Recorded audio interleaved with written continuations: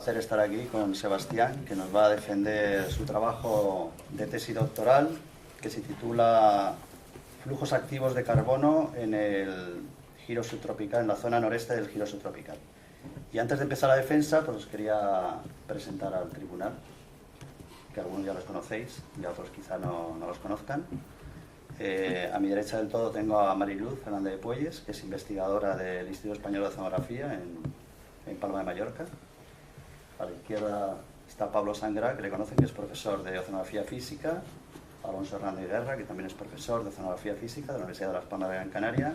Y a mi derecha está Luis Lubián, que es profesor de investigación del Consejo Superior de Investigaciones Científicas en el Instituto de Ciencias del Mar de Andalucía, creo que se llama, ¿no? Y yo soy Javier Aristín. Pues nada, dicho esto, Sebastián, tienes un tiempo razonable para presentarnos tu trabajo de tesis. Lo vamos a poner ahí delante. Estar así.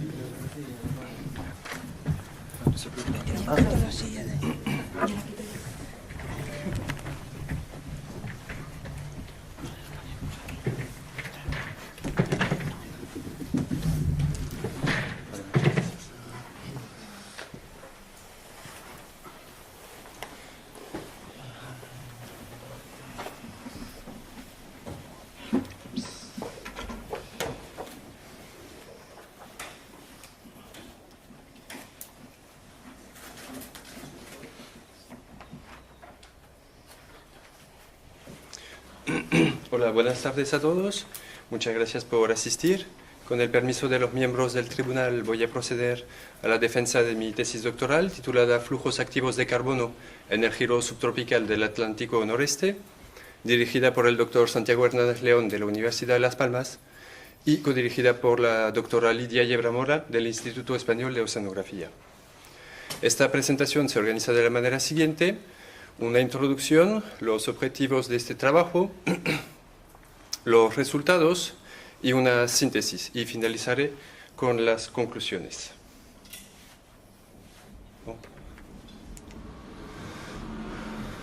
Bien, en esta introducción hablaré tanto del ciclo del carbono como de la zona de estudios. Y empezando, el dióxido de carbono, importancia y problemática.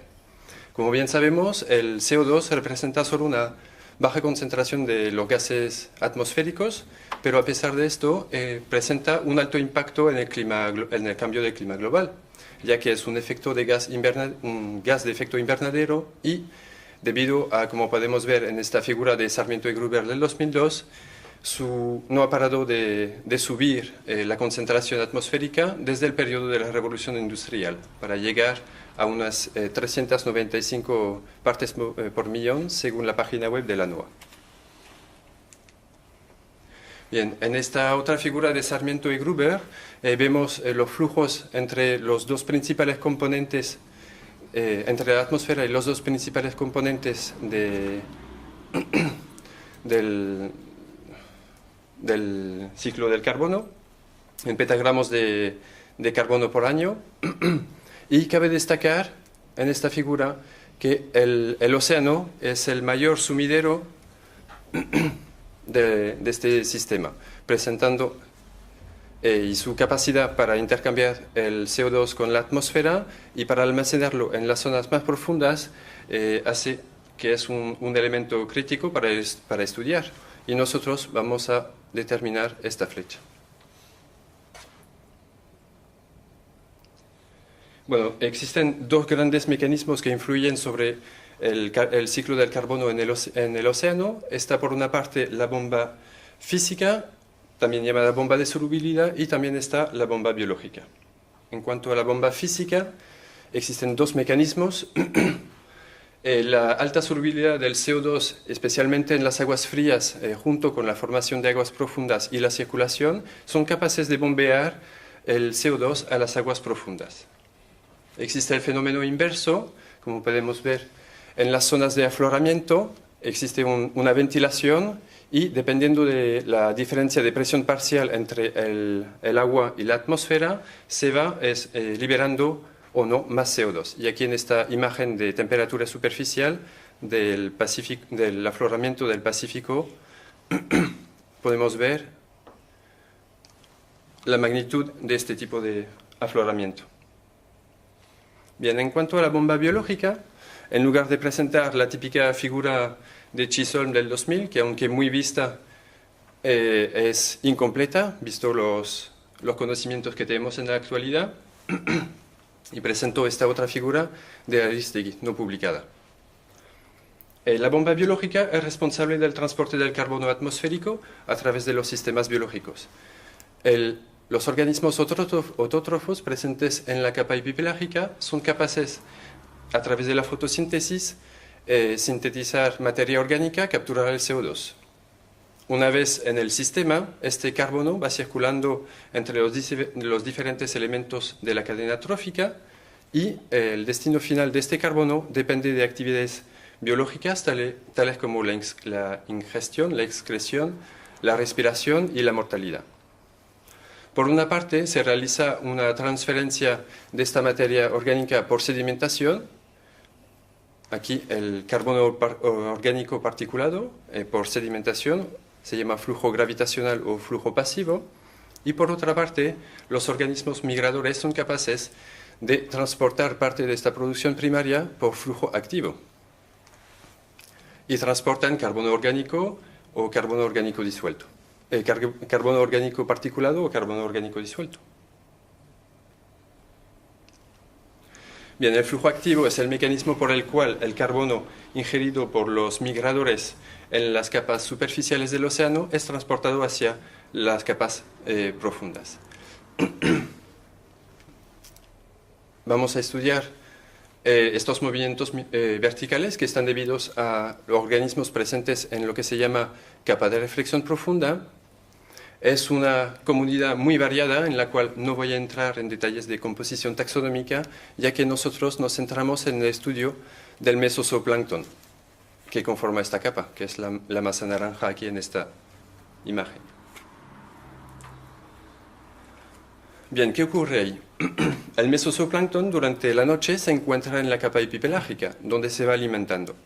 Al amanecer, y para evitar ser depredado, realiza una migración descendente hacia la capa mesopelágica, donde permanecerá durante las horas diurnas.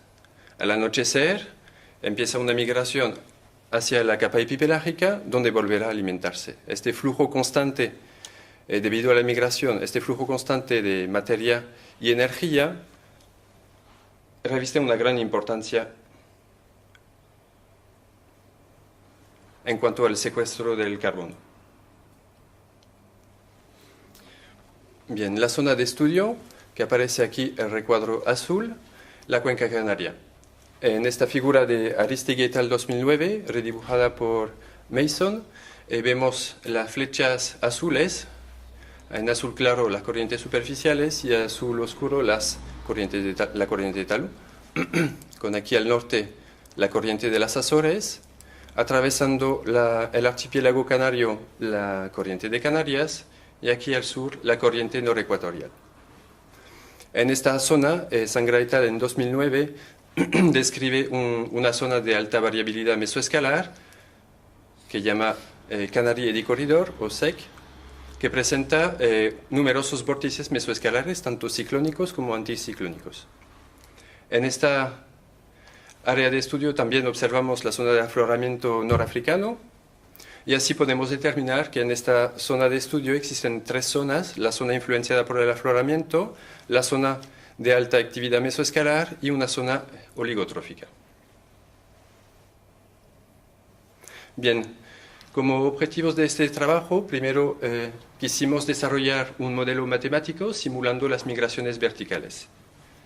Y a continuación, quisimos predecir los movimientos de biomasa y los flujos de carbono en una zona concreta de Canarias. El bloom de finales de invierno en las aguas subtropicales reviste una importancia, es muy importante, y quisimos estudiar este bloom y su influencia sobre la migración y los flujos activos de carbono. Visto que en la zona de estudio existe un gradiente de producción, quisimos estudiar el impacto de este gradiente sobre la distribución vertical de los migradores y de los flujos activos de carbono.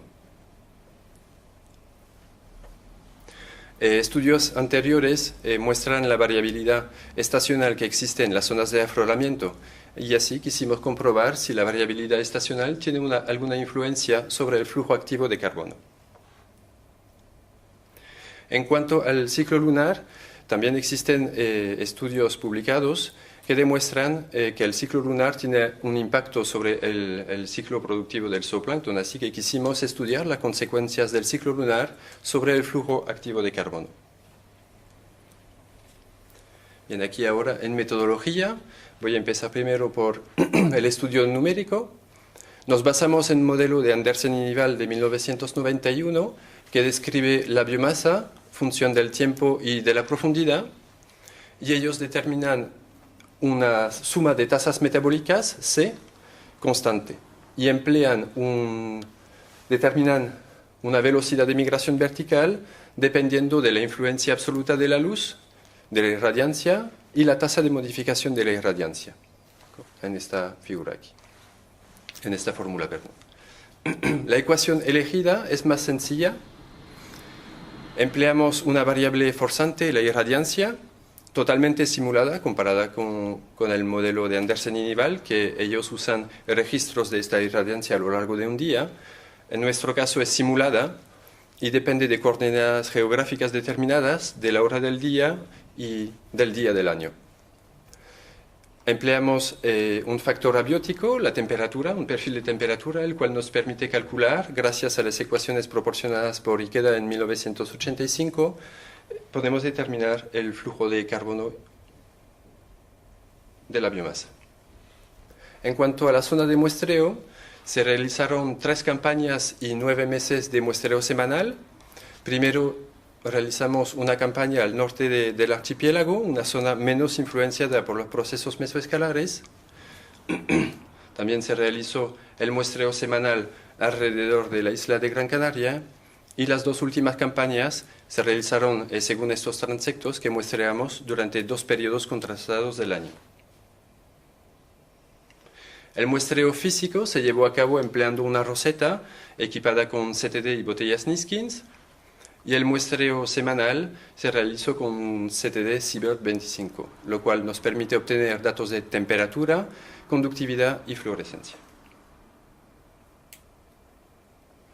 El muestreo biológico se hizo empleando una red de tipo Longur-Stardy Plankton Recorder, que es especialmente diseñada para obtener un perfil detallado de la biomasa zooplanctónica. El muestreo semanal, en cuanto a él, se realizó empleando una red de tipo Bongo. Para el análisis de muestras, determinamos la biomasa de cada una de las muestras zooplanctónicas midiendo el contenido proteico. Estos valores de contenido proteico fueron convertidos a carbono. La respiración se midió gracias al sistema de transporte de electrones y estos valores de sistema de transporte de electrones o ETS fueron recalculados para la temperatura in situ con la ecuación de Arrhenius. En cuanto al contenido del tracto digestivo, empleamos la metodología de la fluorescencia y también estos valores fueron convertidos progresivamente a carbono. La determinación de los flujos es una parte muy importante de este trabajo, con lo cual voy a describirlo con más detenimiento aquí. Para determinar la biomasa migradora empleamos 2 perfiles, un perfil medido de día, los puntos blancos, y un perfil medido de noche, los puntos negros.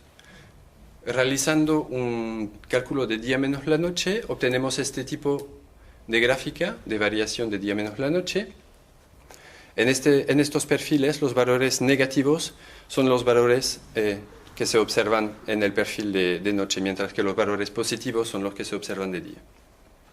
Vamos a integrar los valores negativos de 0 a 200 metros y así obtenemos la migradora presente de noche en superficie. Integrando los valores de 200 metros hasta 900, obtenemos la biomasa migradora presente de día en profundidad. En cuanto al flujo respiratorio, empleando un perfil, en este caso de actividad ETS, tanto de día como de noche, realizamos el mismo cálculo de día menos la noche. y esta vez solo integramos los valores positivos por debajo de 200 metros. Este valor integrado lo dividimos por la biomasa migradora presente de día en profundidad y multiplicándolo por la biomasa migradora presente de noche en superficie nos permite calcular el carbono transportado en profundidad debido a la biomasa migradora.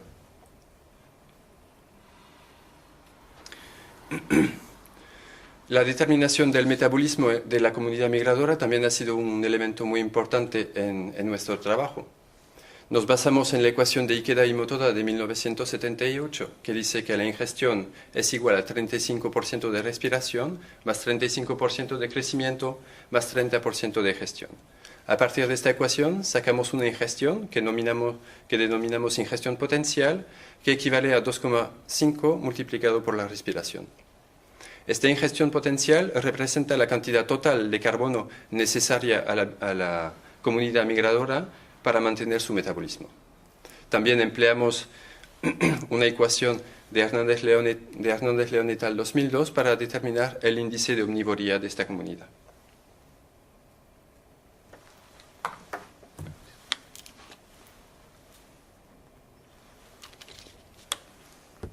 Bien, ahora hablaré de los resultados y empezaré por el modelo de migración vertical y sus implicaciones para los flujos activos.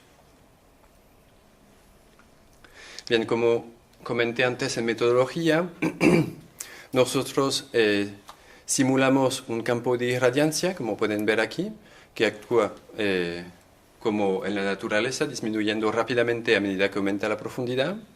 Calculamos la influencia de la intensidad absoluta de la luz y la tasa de cambio de la irradiancia. Empleando estos tres elementos, pudimos determinar un campo de velocidad de migración del zooplancton en metros por hora. Y aquí vemos una zona con velocidades negativas que corresponde al amanecer y al movimiento descendente de la biomasa.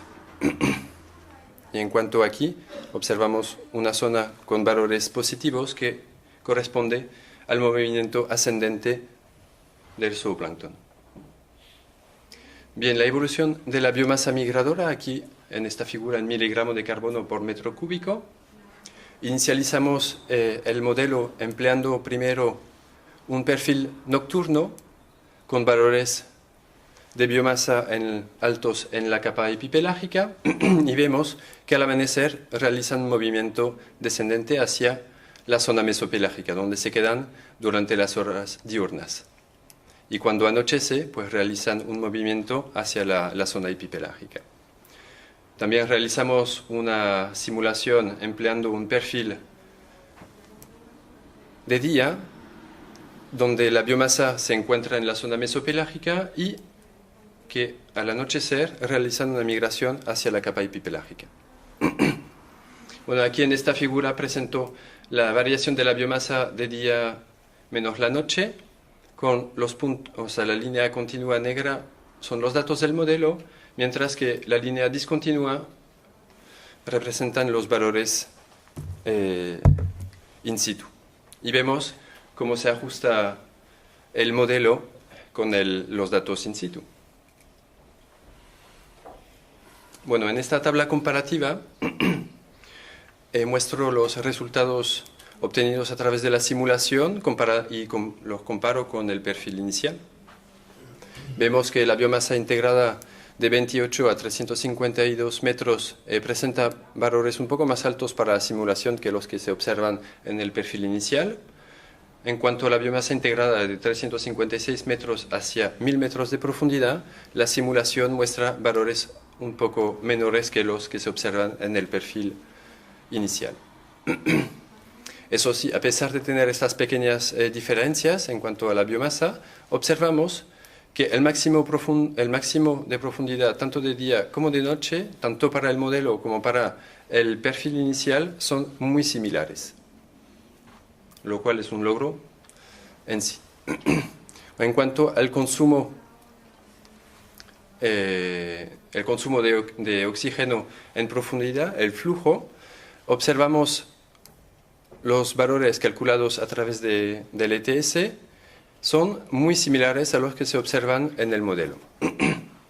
Y si empleamos el perfil inicial y le aplicamos directamente las ecuaciones de Ikeda, obtenemos un valor mucho más alto de respiración en profundidad.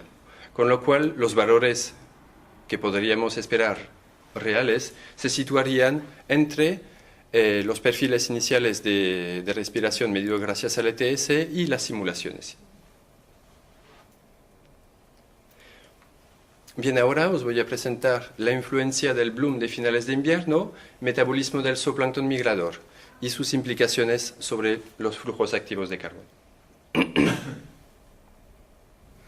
En la zona de estudio se realizó al norte de Gran Canaria durante el periodo de finales de invierno. El muestreo físico se realizó empleando un CTD y botellas Niskins, mientras el muestreo biológico se realizó empleando una Longus Tardy Plankton Recorder y hicimos unas 8 pescas de 0 a 900 metros. Se analizaron tanto la biomasa como el contenido del tracto digestivo y la respiración. Bueno, durante esta misma campaña, Hernández León et al., publicado en 2004, hicieron un seguimiento de este mismo periodo y de esta misma zona. Y que aquí vemos nuestro periodo de estudio. Y en esta figura de clorofila en miligramos por metro cúbico, vemos que estamos muestreando nosotros al final del bloom de finales de invierno. Mientras que en esta otra figura de biomasa zooplanctónica epipelágica, también podemos comprobar que estamos muestreando al final de este bloom de zooplancton. Las condiciones hidrográficas nos permitieron comprobar que todavía estábamos en periodo de final de bloom de invierno, y en esta relación de temperatura y salinidad pudimos determinar que estábamos siempre muestreando en la misma masa de agua. Los perfiles de biomasa en miligramo de proteína por metro cúbico que obtuvimos son estos. Y también realizamos los cálculos de variación de biomasa de día menos la noche, y tengo que comentar aquí, es un patrón que se va a repetir en todos los perfiles que voy a presentar y suele destacarse valores mayores por encima de 200 metros, valores más altos de noche comparado con los de día, y cabe destacar también la alta variabilidad de la distribución de esta biomasa. Y esto es un hecho muy importante porque la variabilidad de la biomasa va a hacer que los flujos que vamos a determinar también van a ser muy variables. En la zona profunda, en la zona mesopelágica, obtenemos también picos de biomasa. Y esto queda muy bien reflejado, estos picos, cuando hacemos el día menos la noche. En cuanto al contenido del tracto digestivo, también observamos, o solemos observar por lo menos, valores más altos por encima de los 200 metros, y los valores suelen ser más altos en los perfiles nocturnos que durante los perfiles de día. Y aquí, por ejemplo, también observamos picos profundos. Cabe destacar que este punto aquí, por ejemplo, podría ser debido a la presencia de organismos migradores profundos. En cuanto a la actividad ETS, de la misma manera, el mismo tipo de perfiles, valores altos en la zona epipelágica, estos valores suelen ser más altos durante el periodo nocturno que los registrados durante el periodo de día, y también solemos observar de vez en cuando valores más altos en la zona mesopelágica. Esto queda muy bien reflejado cuando observamos las variaciones de la actividad ETS, y aquí observamos picos profundos, lo que comentaba antes, seguramente debido a la presencia de migradores profundos. Bueno, de manera resumida, vemos en esta tabla, donde estamos comparando durante todo el periodo de muestreo, la evolución de los datos. Y observamos que para la biomasa epipelágica vemos una tendencia a la disminución de esta biomasa. En cuanto a la biomasa migradora, vemos que progresivamente va aumentando.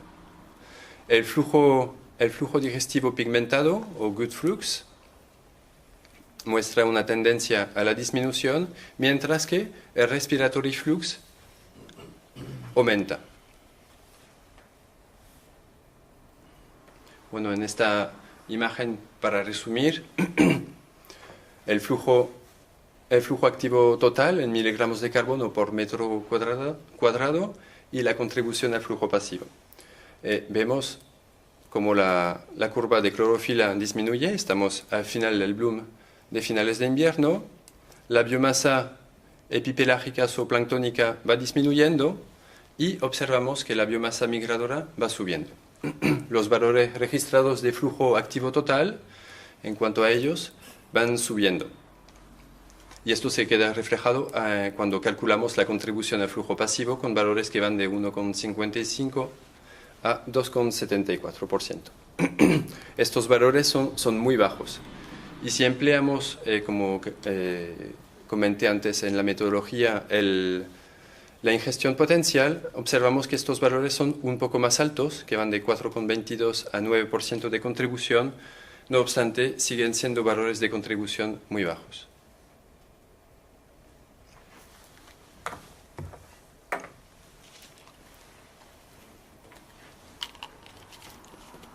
Bien, ahora, para seguir, hablaré de los flujos activos de carbono debidos a los migradores, variabilidad espacial y estacional. Bueno, se realizaron dos campañas en dos periodos muy distintos, otoño y primavera, según estos dos transectos cada vez. El muestreo físico se realizó empleando una roseta y XBTs y los flujos de carbono por el flujo pasivo se registró empleando trampas de sedimento. El muestreo biológico, en cuanto a él, se realizó empleando una Longur Sardi Plankton Recorder y realizamos un total de 38 pescas de 0 a 900 metros. El análisis comprende la biomasa, el contenido del tracto digestivo y la respiración para estas muestras.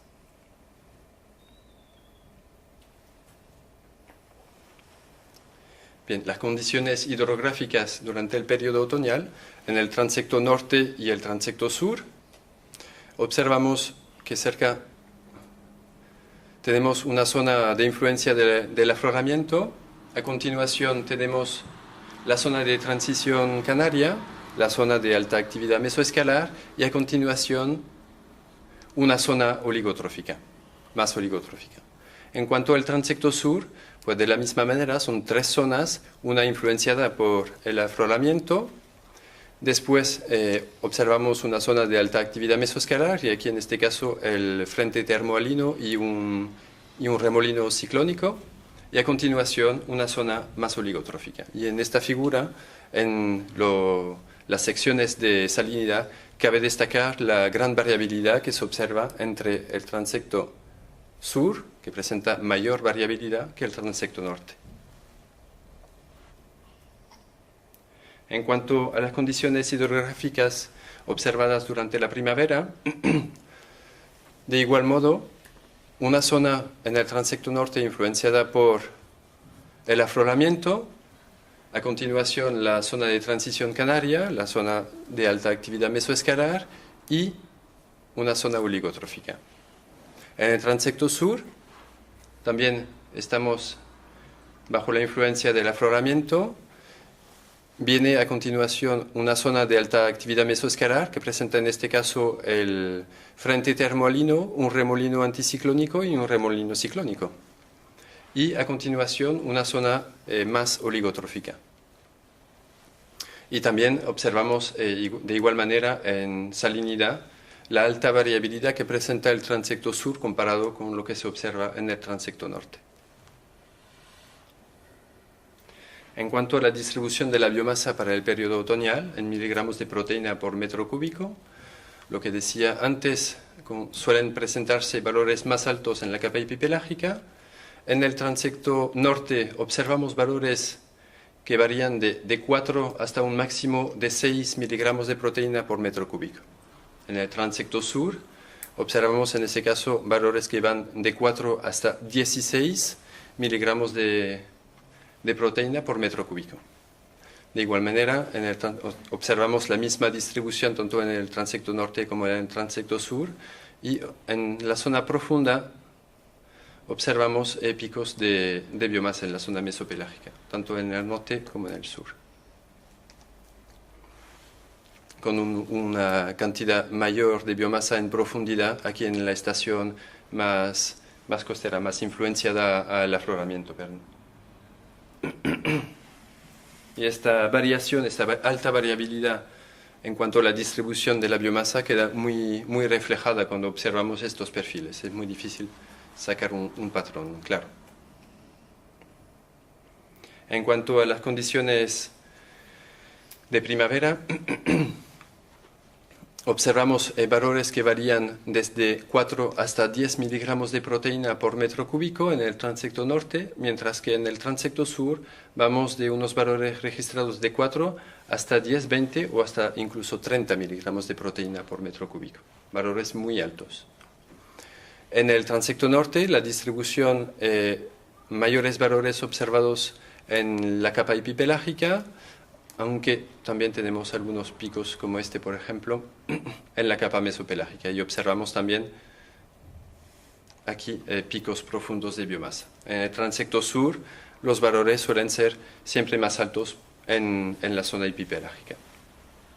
Y esto también queda muy bien reflejado cuando observamos la variación de los perfiles de día menos la noche. Una gran variabilidad en esta distribución. Bien, para el periodo otoñal, el contenido del tracto digestivo, presentado aquí en microgramos de pigmento por metro cúbico, observamos cerca de la zona del afloramiento en el transecto norte valores muy altos, hasta 3 microgramos de pigmento por metro cúbico. Observamos cerca de, en la zona mesopelágica, valores también más altos.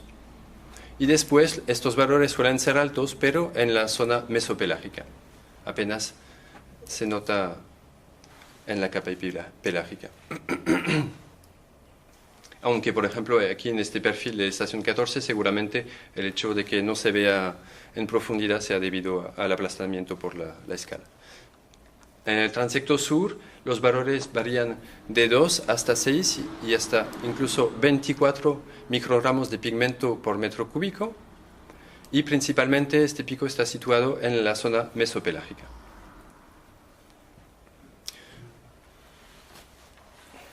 Cuando observamos las variaciones de día menos la noche para este periodo, pues vemos aquí un enorme pico profundo. Y aquí también en la zona de la estación 2, influenciada por el afloramiento, valores muy altos en el periodo nocturno.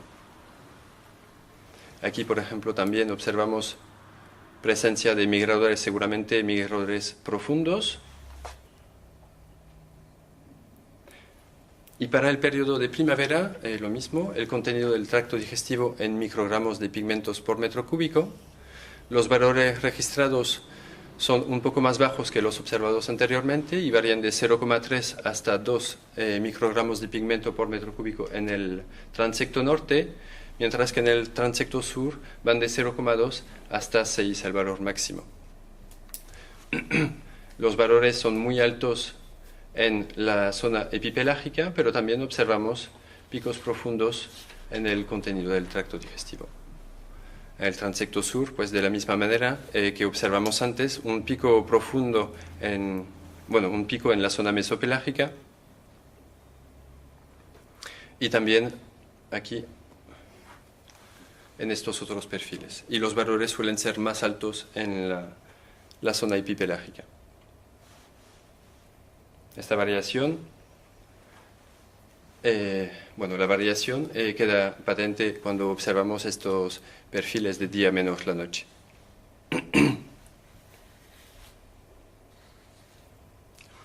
Para el periodo otoñal, ahora vamos a ver los datos de actividad ETS en microlitros de oxígeno por metro cúbico y hora.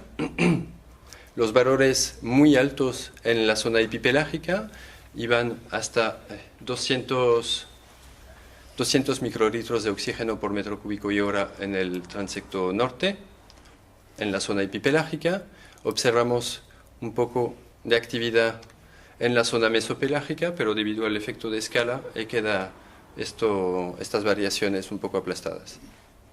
Para el transecto sur tenemos valores que van, en este caso, hasta 400 o 800 como máximo microlitros de oxígeno por metro cúbico y hora. Y estos valores altos se presentan en la capa epipelágica, aunque también observamos actividad ETS en la zona mesopelágica. Cuando observamos la variación del día menos la noche, vemos mayor actividad en el periodo nocturno en superficie, tanto en el norte como en el sur. Aquí cabe destacar que tuvimos un pequeño fallo con la Longhurst y no tenemos estos datos.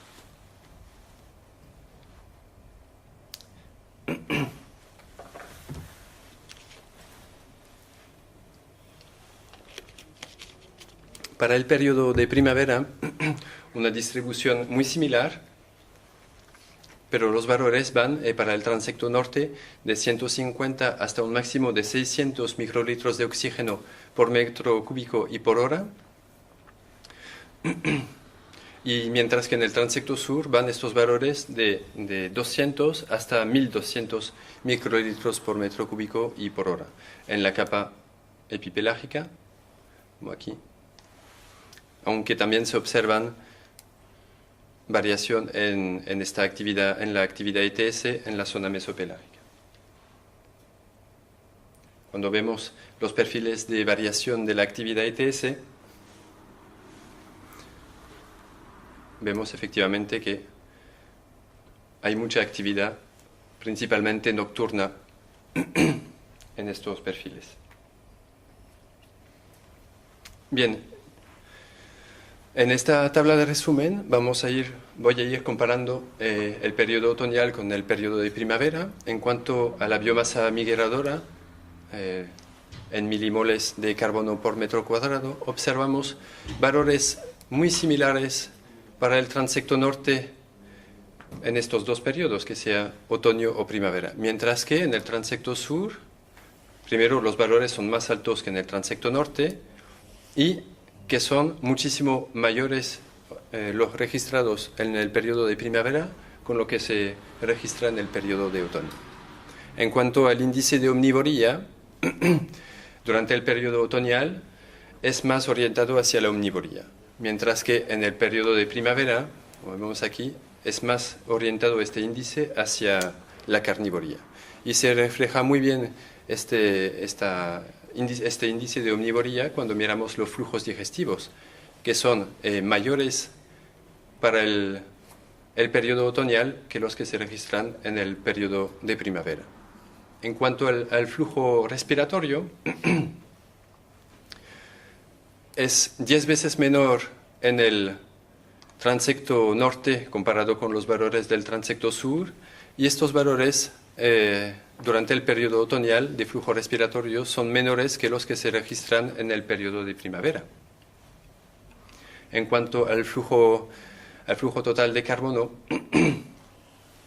pues también observamos una diferencia importante entre el flujo total de carbono activo en el transecto norte y en el transecto sur, tanto en otoño como en primavera. Hay que notar que observamos una alta variabilidad en estos datos de flujos pasivos.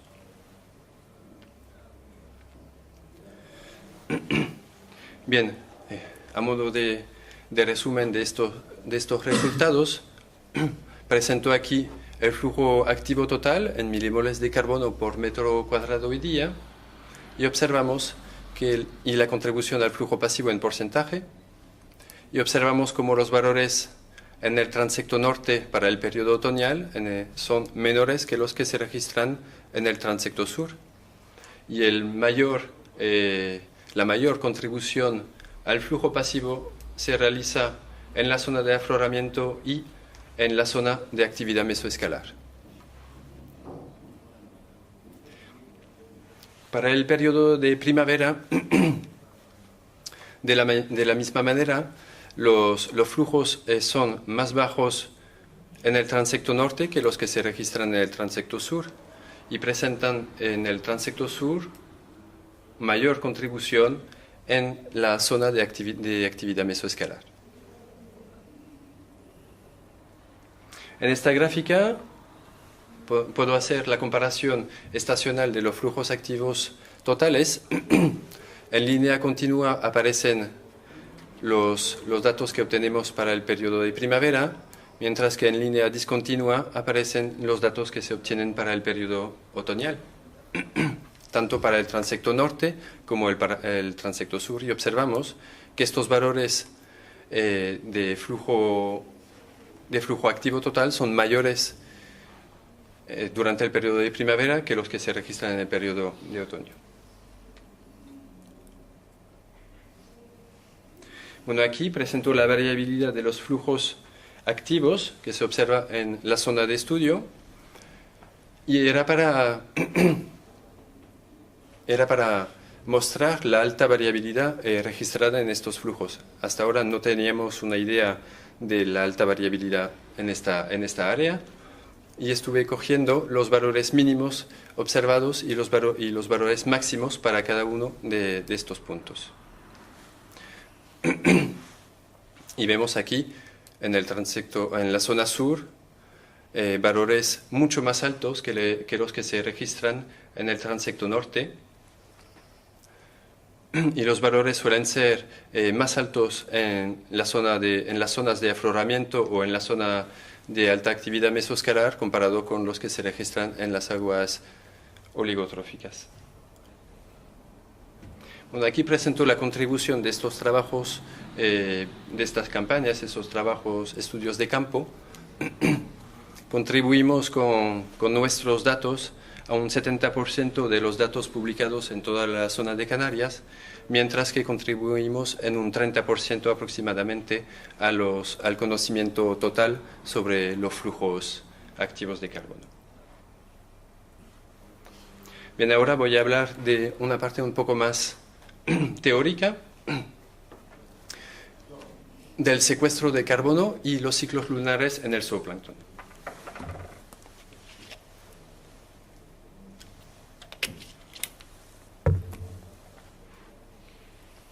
Bien, el estudio se realizó alrededor de la isla de Gran Canaria. Hicimos un muestreo semanal desde el mes de octubre de 2005 hasta junio de 2006. El muestreo físico se realizó empleando un CTD, mientras el muestreo biológico se realizó empleando una red bongo. Se hicieron 150 pescas de 0 a 90 metros de profundidad y se analizaron tanto la biomasa como el contenido del tracto digestivo y la respiración. En esta figura se queda registrada la temperatura en la capa de mezcla y la cantidad de clorofila en miligramos de clorofila por metro cúbico, también en la capa de mezcla.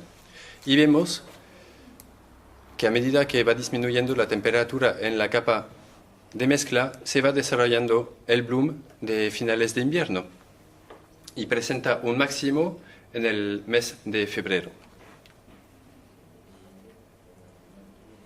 En cuanto a la evolución de la biomasa zooplanctónica epipelágica, vemos también cómo se va desarrollando el bloom de biomasa.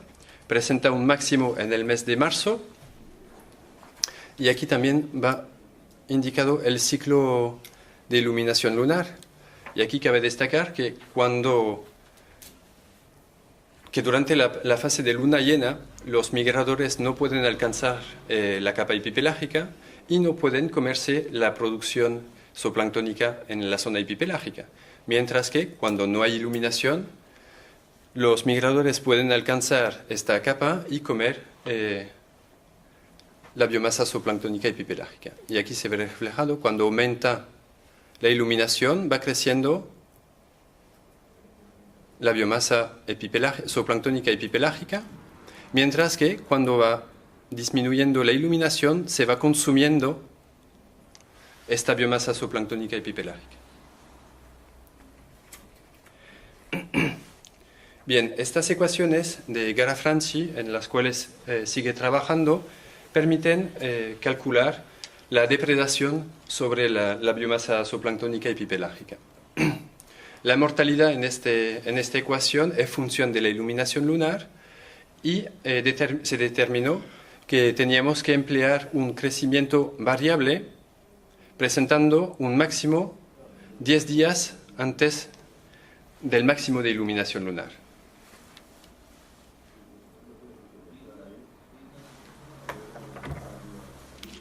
Ups.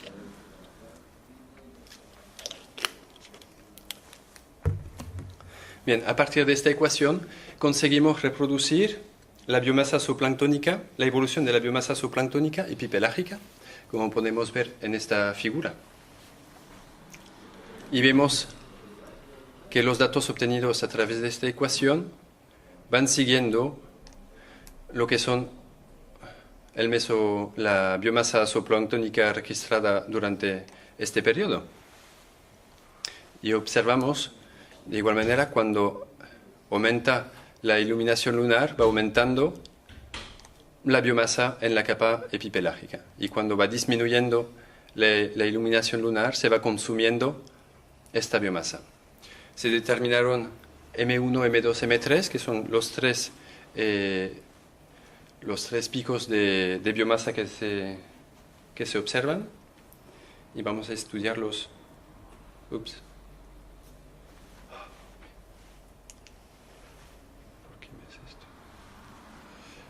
A partir de estos datos de biomasa simulada, pudimos determinar la mortalidad debida a los migradores profundos, multiplicando cada valor de biomasa simulada por la tasa de mortalidad correspondiente. Bien. Y así determinamos una mortalidad diaria para la comunidad epipelágica zooplanctónica en M1, M2 y M3, los tres picos simulados. Y durante el periodo de no bloom observamos valores que van de 1,6 a 2,8 milimoles de carbono por metro cuadrado y día, mientras que en el periodo de bloom observamos valores que van de 2,7 hasta 6,3 milimoles de carbono por metro cuadrado y día. Estos valores, aunque se corresponden con los datos publicados en la bibliografía, siguen siendo de 2 a 4 veces superiores al flujo pasivo registrado en la zona de la corriente de Canarias. Con lo cual, algo pasa aquí.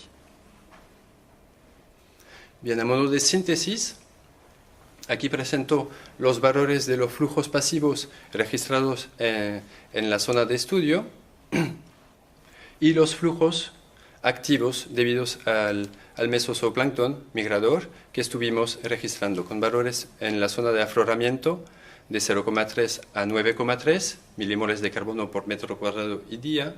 Para la zona de afloramiento, valores de 0,2 a 2,3, y para la zona de actividad mesoescalar, de 0 a 14,2. Bien, sabemos por la figura de Martin et al. De 1987 el comportamiento del flujo, o sea, las mediciones del flujo pasivo, y observamos que estos valores van disminuyendo a medida que aumenta la profundidad. Los valores de flujos pasivos se suelen medir con trampas de sedimento situadas alrededor de 150 o 200 metros. Y estuvimos haciendo nosotros los cálculos de contribución al flujo pasivo empleando esta profundidad. Pero deberíamos de medir el flujo, hacer las contribuciones, recalcular las contribuciones empleando el valor de flujo pasivo a 500 metros para ser más exactos. Con lo cual, las contribuciones que observamos en este estudio deberían de ser incluso mayores que lo que he presentado. Bien, las estimaciones geoquímicas de la producción nueva, los geoquímicos dan valores de un 6,8 hasta un 14,6 milimoles de carbono. El flujo gravitacional, el flujo pasivo en la zona de Canarias varía de 0,1 a 9,7 milimoles de carbono, y los flujos activos de carbono que estuvimos midiendo, ellos varían de un 0,2 a un 2,3 milimoles de carbono. Cuando empleamos el modelo para determinar o para calcular este flujo activo, pues obtenemos valores que van de 1,6 a 6,3 milimoles de carbono. Y cabe destacar que sumando estos dos valores de flujo no alcanzamos el valor que proponen los geoquímicos, con lo cual algo falla aquí o algo falta. Bien, IDACA en el 2001 estima que el flujo activo debido al micronectón es entre el 57 y el 61% del flujo activo total. Si se considera que el modelo proporciona datos de flujos activos totales, podemos determinar que los valores del modelo para lo que es el flujo activo estimado de manera indirecta para el zooplancton, el mesozooplancton, varía de 0,6 a 2,7 y se corresponde muy bien con lo que estuvimos midiendo. Y como trabajo futuro, pues deberíamos de estudiar esta parte de flujo activo debido al micronectón, ya que puede representar una parte muy importante y que haciendo la suma del flujo total con el flujo gravitacional ya estamos alcanzando los valores que proponen los geoquímicos. Bien, con el permiso de los miembros del tribunal, voy a proceder a la lectura de las conclusiones.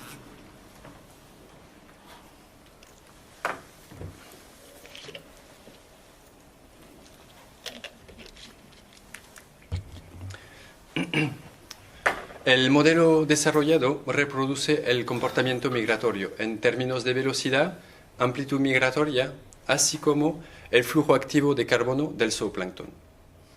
Este modelo se puede utilizar como herramienta predictiva para las aguas oligotróficas. Las hipótesis forzantes empleadas soportan el efecto de la fauna interzonal sobre el epizooplancton durante el ciclo lunar y se pueden emplear para estudiar el impacto significativo de este ciclo sobre el flujo activo de carbono. El bloom de finales de invierno es complejo y la red trófica pelágica en aguas subtropicales es el resultado de la interacción entre los recursos y los consumidores. Esta interacción tiene importantes consecuencias sobre el flujo activo de carbono.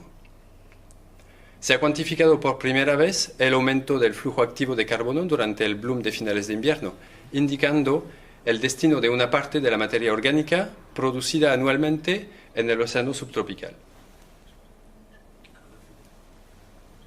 El complejo sistema oceánico al sur del archipiélago canario explica parcialmente el flujo activo.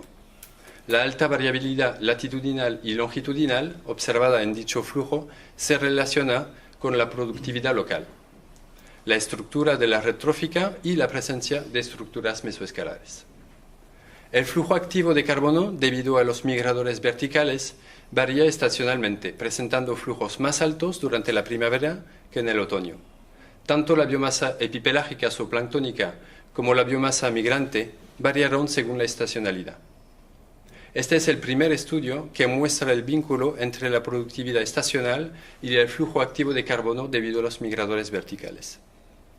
El flujo activo de carbono en el área mesoeutrófica fue sensiblemente más alto que el observado en el área oligotrófica, confirmando de nuevo la influencia de la productividad local.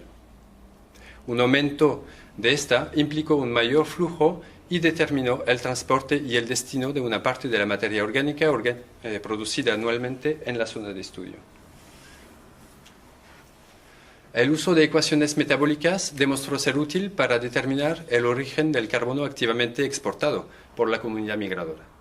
La cantidad de carbono exportado activamente hacia el océano profundo estuvo vinculado a las diferentes estructuras planctónicas de las capas superficiales. Las estimas indirectas del flujo activo sugieren un importante papel de los migradores micronectónicos en la zona mesopelágica. Este flujo activo total es similar al flujo pasivo por lo que la adición de ambos flujos podría reconciliar las estimas biogeoquímicas de los flujos de carbono en el océano con las medidas por los oceanógrafos. Muchas gracias. Y para terminar, me gustaría enseñaros este pequeño video de Perpetual Ocean de la NASA. Espero que se reproduzca. ¡Oh! Me falló. Falló el video, lo siento mucho. Bueno, era para mostrar que estuvimos observando el comportamiento de los flujos en una pequeña zona y que en el resto del océano queda mucho por estudiar todavía. A ver si me sale ahora.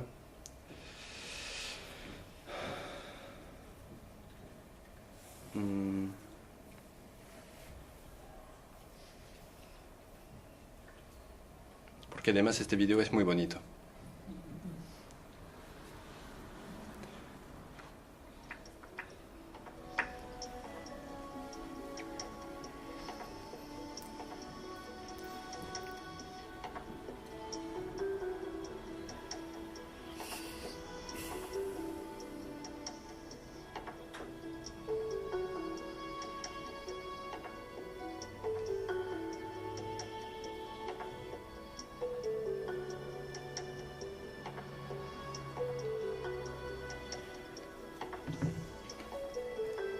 Y es una pena que nos separen un poco más sobre la zona de Canarias.